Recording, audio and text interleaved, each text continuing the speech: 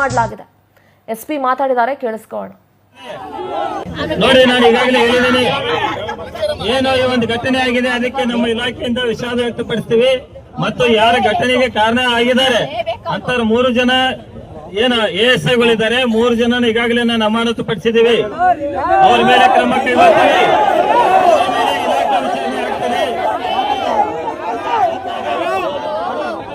ದಯವಿಟ್ಟು ಸಹಕರಿಸಿ.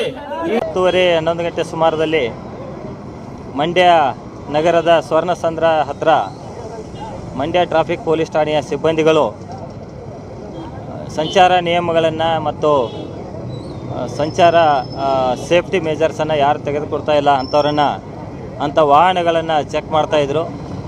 ಆ ಒಂದು ಸಂದರ್ಭದಲ್ಲಿ ಮದ್ದೂರು ತಾಲೂಕಿನಿಂದ ಒಂದು ಮಗು ನಾಯಿ ಕಚ್ಚಿದೆ ಅಂತೇಳಿ ಅದನ್ನು ಆಸ್ಪತ್ರೆಗೆ ಅವರ ಪೋಷಕರು ತೆಗೆದುಕೊಂಡು ಬರ್ತಾಯಿದ್ರು.